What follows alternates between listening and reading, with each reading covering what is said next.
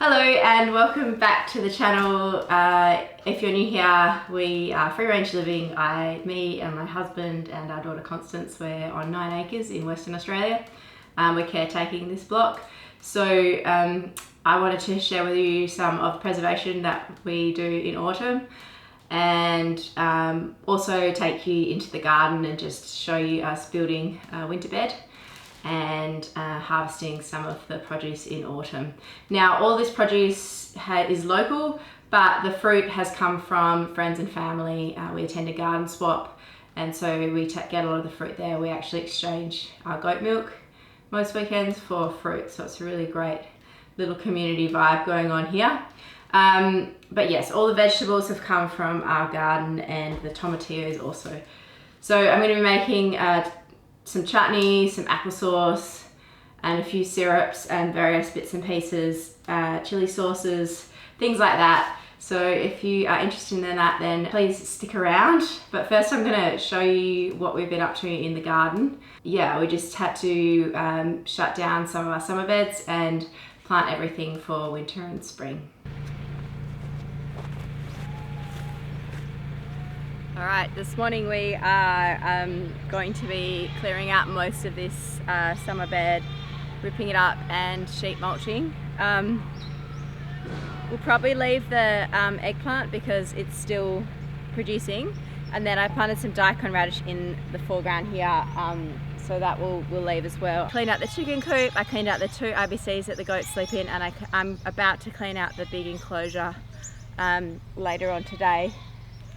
With another, that will fill another IBC. So we've got 2 half IBCs, those international bulk carriers that we use for everything, full of manure-ridden hay. Troy's going to actually be removing all the chicken wire along here because we found that there's like a gap there and we can't whip a snip to get rid of all the cooch, like the grass that invades into this bed. So I'm hoping by doing that we will get rid of some of the grass that invades into this bed.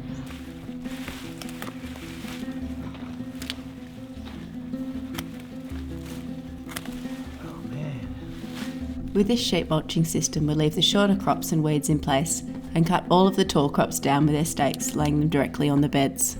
We then cover the beds with cardboard to smother the plants, topping with our compost and spoiled hay, ready for our winter plantings. We prefer this no-till, no-weeding system as it is low effort and quick. These beds were prepared in one morning on the farm. We also believe that it is the best method to avoid disrupting the beneficial fungal networks already built up in the soil over the last 2 years that we've had the garden. Some plants, like this giant tomatillo plant, I did remove from the garden so that I could easily harvest the fruit for preserving and give the rest of the plant to the goats as browse in their enclosure. With their high pectin content, sweet, tart and unusual flavour, we love using tomatillos as a base for chutneys and cooked salsas. So at the moment I'm just cutting the wire along here and pulling it out. Why, you ask? Down here is some corrugated iron sheet metal that's made of garden edging. And what's happened is when they built the garden, they've had the fence on the outside of that, which means I can't come along with a weed trimmer and get rid of it. So the wire doesn't keep the grass out. The grass quite happily grows through that, gets into the garden, sets down roots and raids it. So as long as I've got, I might try and just tension this up a bit, but as long as I've got a clear path and I can come through and whippersnip this, or weed trim it, however you trim it, whatever you want to call it, I should be able to stop this grass from invading this bed. The only reason I'm telling you that because it's a pretty unexciting job, but if you are making a garden and you're using edging, don't have the fence come on the outside. Have it come on the inside.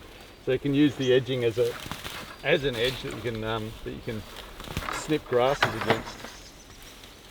The alternative, and the thing that I've done in my garden before, is on the edges where you might have grass, have a competing clumping grass like lemongrass or something like that, or other plants that make dense shade and the grass can't penetrate. These eggplants have been doing a pretty good job, but they're about to die, and then the grass will go absolutely nuts through winter. With the wiring removed from the edging of the garden, it was so satisfying to finally cut the overgrown grass that had been invading into the bed for so long. We then built our winter beds, placing the cardboard you see here on the pallet in the foreground directly onto the cut down beds and then dumping tractor buckets of compost about 4 inches thick on top. If you want to learn more and watch a video where we specifically cover building this type of garden, I've put a link on screen now.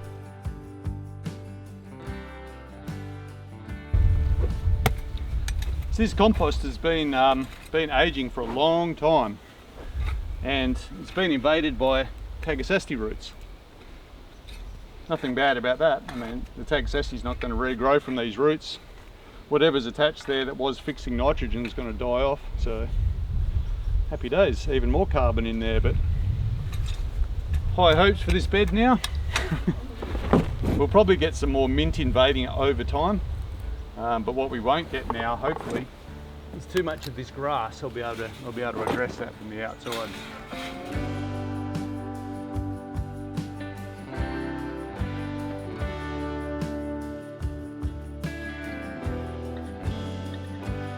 We waited a few days for the hot weather to pass, then mulched thickly with the spoiled hay the day after a big rainfall. Here Troy is separating the mulch and placing a small bucket full of equal parts compost and worm castings for us to plant our seedlings into. This bed will contain a mix of brassicas, salads, herbs and flowers. All the species that we have chosen are frost tolerant so that they can survive through the winter here.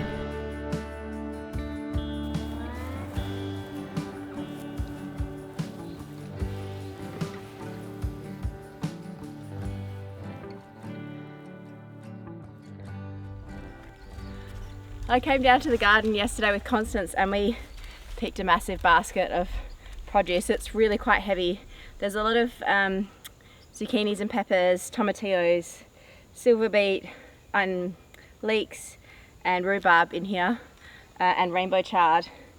And I'm going to pick a few more things now just to show you around the garden, and then we're going to go up to the kitchen and I'll do some more preserving with you. I'm really pleased with how the garden that we planted last month is growing. Everything's doing really well. I've noticed that only the cabbages really are getting attacked by slugs and caterpillars. I've seen a few cabbage moths around, so ordinarily we don't have them at this time of the year, but I think we've had quite a lot of warm weather over the last week, so that's been really good for growth in the garden. But yes, not so good for the caterpillars, and the slugs don't really mind, they're here whatever. So I have been throwing around these little iron pellets. They're organic pellets and the slugs eat those and it kills them. I need to go and get some more from the store actually, we nearly run out. So that does prevent everything getting completely smashed by the bugs. But yes, I'm really pleased with how they're doing in that summer bed that we ripped up last month. It's interesting, there's one bed that we haven't planted out yet and I just pushed the tomato plants down and then we heaped tons of mulch in the form of all that spent hay from the goat and chicken enclosure on top. And it's interesting to see that a lot of the tomato plants have actually popped up back through that hay and they want to grow, and some of them are even flowering. So perhaps we got rid of our tomatoes too early, but really the birds had found them and they were attacking them, and I was just finding green tomatoes knocked off. I was getting excited because there'd be, you know, big trusses of tomatoes and then they'd all be knocked off by the birds. So I don't really know how we would have combated that problem anyway, so it was best to start with the winter garden. We were fortunate that they weren't really bothering the tomatoes over summer, they just started hooking into the tomatoes over autumn. I came around with Constance and picked the red ones yesterday. Pick a few more of these bigger ones that are a bit heavy on the stem. Even though we've sort of propped up this stem, it's fallen over. So heavy with lots of fruit. So peppers, they just really love autumn. We got some in spring because we ended up overwintering these because we didn't have any frost last winter, so they just survived. I'm not sure if they'll survive this year, but we're not going to cut them down, we'll just see how they go. And our pumpkins, so I think the drip system that we had for our garden over summer, yes, it was very good and water efficient, and it was good that we were only watering directly on the plants. But I found that the pumpkins really struggled with our overhead watering, and as soon as we got those rains in March, late February, the pumpkins just kicked off. And now we were already looking at having like 8 or 9 fruits, and now I just see them all over the garden. Some of them admittedly are still like only this big, so I don't know if they're going to make it through until winter. I've actually gone and cut any that are really, really small because I know they won't make it, because we're now only 3 weeks away from winter. But yeah, really pleased with the stash of pumpkins we're going to have. Great for the new little baby next year when we start introducing solids. We all really love pumpkin soup and roasted pumpkins, so yeah, really great to see that we've grown a lot of our own this year. And I just did butternut pumpkins this year, butternut squash. The butternuts always seem to be really delicious, so we just planted straight butternuts this year, and I'm happy with how many we've got. There's some really big ones actually, I've noticed, over in some of the other patches.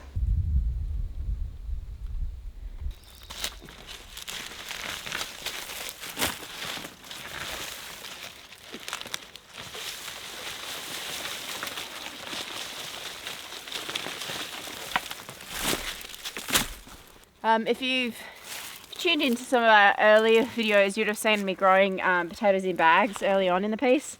That works really great.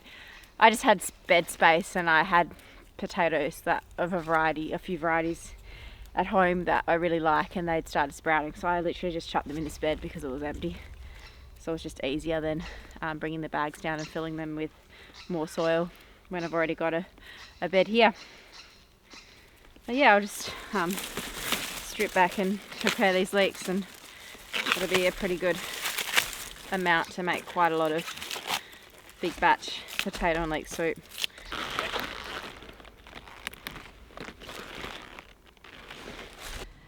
So it's already mid-morning. I actually have spent about an hour tidying up the kitchen, ready to process all of this food and turn it into lovely preserves. I've got tons of apples. They come from our friends at Ladycroft, and also from a lovely lady who collects them from a tree, an elderly lady's tree in town. I also picked up a lot of quinces there, so geez, they smell amazing. I can't wait to cook with them. I think we're going to be making a lot of quince paste with these, and then I might throw them into some other recipes. I've got tons of tomatillos, as you saw us harvesting there in the garden, and lots of peppers that will probably go, we'll just torch and char, and then we'll take it from there with them. We've got leeks. I'm going to be making potato and leek soup.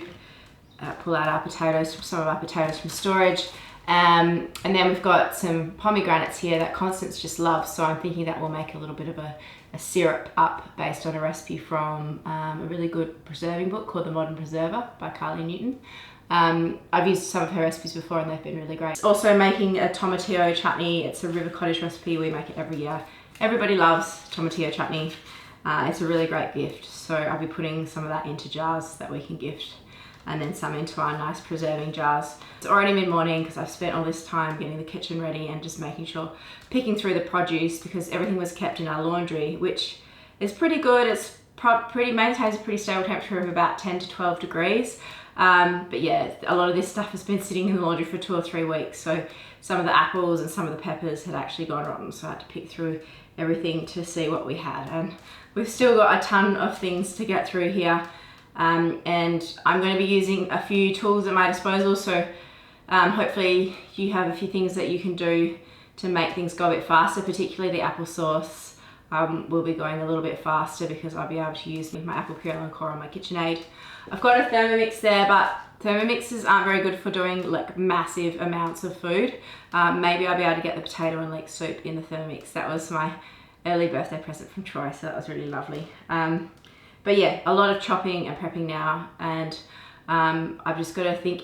I've just been thinking in my head all morning about which things to do first. So things that have to simmer a long time, like chutney and applesauce, is the priority right now. So I'm going to get onto the tomatillo chutney first, and then onto the applesauce, and then I can start doing the smaller things that don't take as long to simmer on the stove.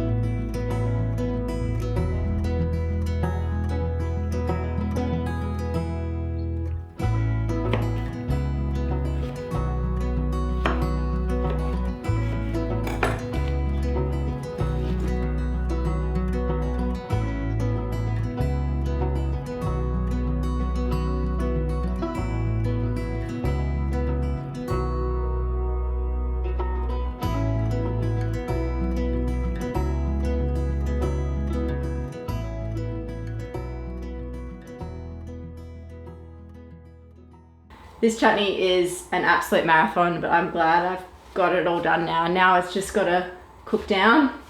I will add spices in a spice bag shortly. I'll just let it cook down a little bit more and let the juices release. It should halve in size, so we should end up with about 5 to 6 kilos of chutney in here. Yeah, but it's just a lot of chopping. So I've been chopping and prepping non-stop for 2 hours, and now it's done. For now, anyway, just let it cook down. So now I can get on to some of the other jobs. So applesauce is the next thing I want to do, because again, that's another sauce that needs to cook down for several hours. So in here, there's cloves, coriander seed, and peppercorns. Just going to tie this up and put it in the chutney now that it's reduced a bit.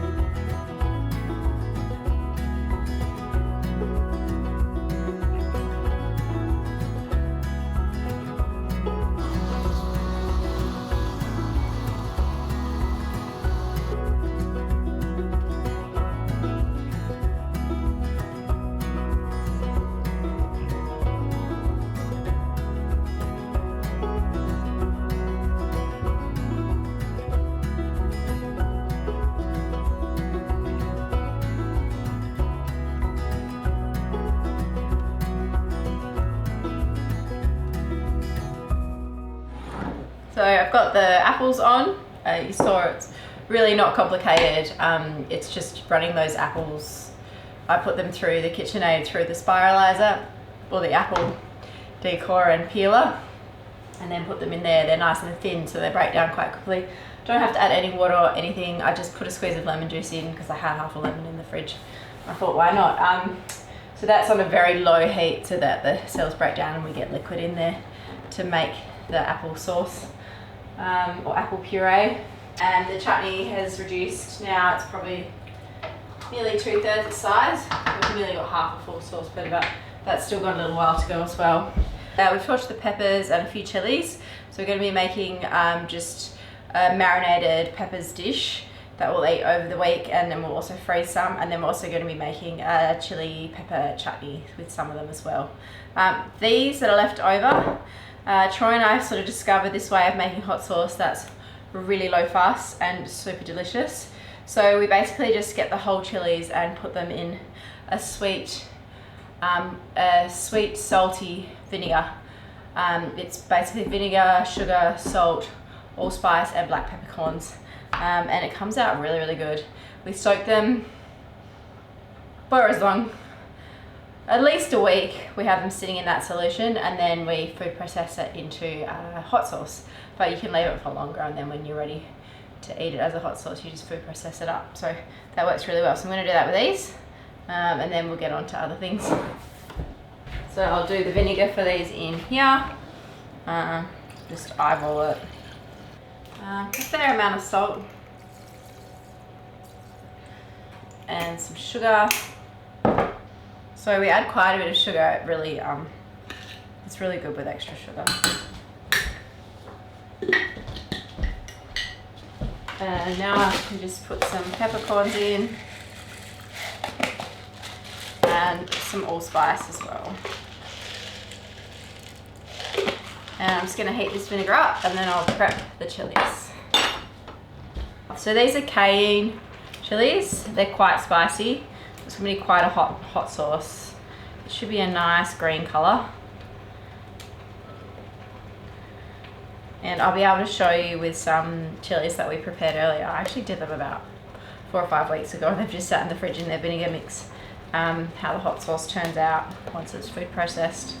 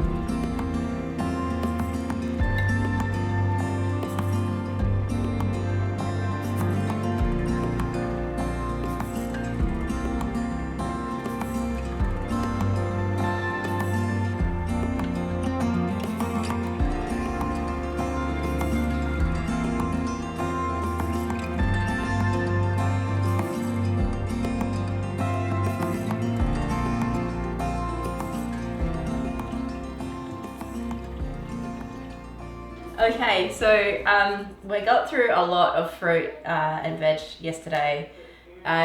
These are the leeks. I used a little bit for breakfast this morning, and there's probably not enough for a big batch of soup that I was hoping for, but I'll just make enough to go in our Thermomix, and then Constance and I are going to go out on an outing, go to the park and go for a big walk. So I can cook soup away in the Thermomix while we're away. So yeah, I'll just be chopping up, very, very simple, chopping up leeks. I'll just cook them in the Thermomix in butter, and then I'll prep the potatoes, add them in, and add some of our really nice homemade chicken bone broth. And then that should be ready when we get back.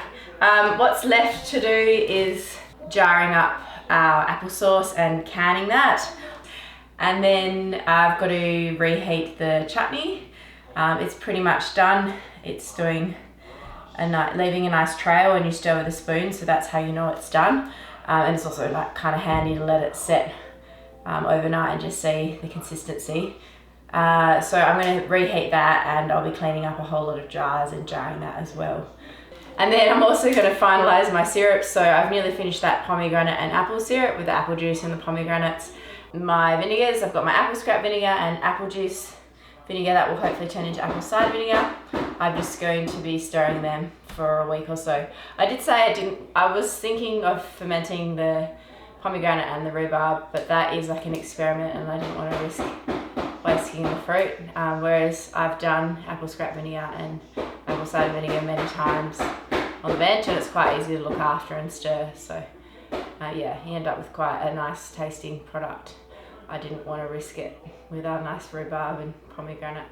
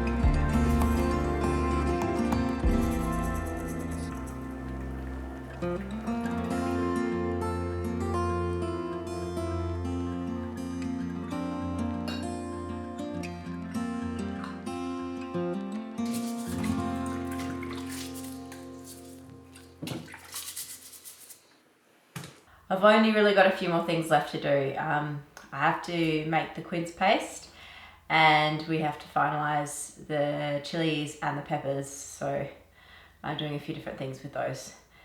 Also, my hands from doing the pomegranate yesterday, they're so stained, like in the cuticles and here. So they're not dirty, it's just stained from the pomegranate.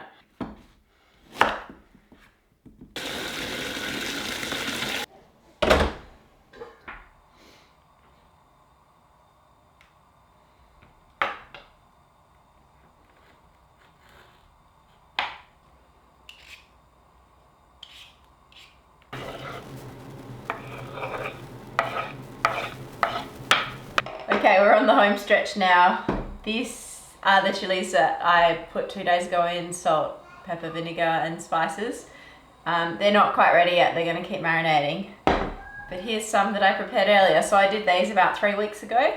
So I'm going to process them up now and turn them into hot sauce. And then we've got these beautiful peppers that we also prepped 2 days ago. I'm going to be marinating some of them and putting them into jars. And some of them I'm going to be turning into red pepper chili sauce. It's a Jamie Oliver recipe, it's really yummy. And then that's it.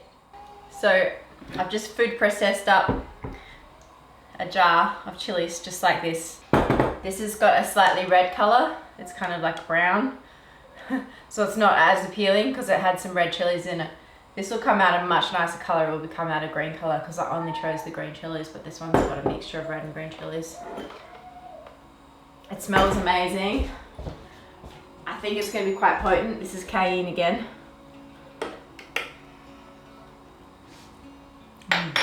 Oh, it's really hot, which is good. I guess that's what you want in a hot sauce. You can see it's quite foamy, but that should settle. I'll show you it tomorrow once it's settled.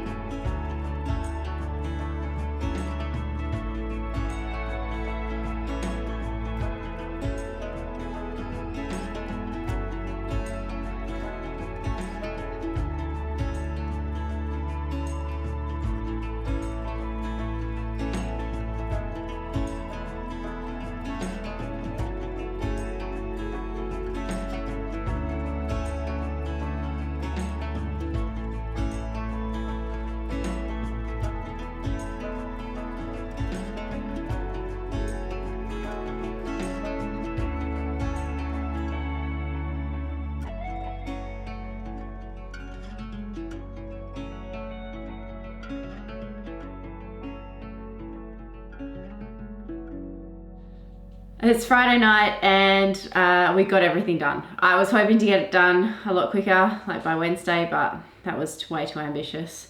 Yesterday I had a setback with the quince paste. Everything that I've shown you in this video, apart from the quince paste, I've made before.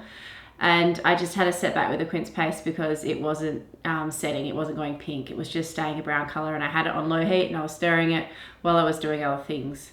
I just had to leave it because it was getting really late last night and I just wanted to go to bed and have a rest. So I did some research and it turns out I just had to keep cooking it, add a bit more water and keep cooking it. Now this morning I could have kept it in that saucepan and kept stirring it and cooking it, but I had things to do with Constance, so what I ended up doing is putting it into a Thermomix, because luckily I have one and it actually would cook. It cooked the quince paste for me. Luckily you have one. Yeah, I already mentioned why I had one. Luckily she has one. I already mentioned that I got one for you for my birthday. Thanks.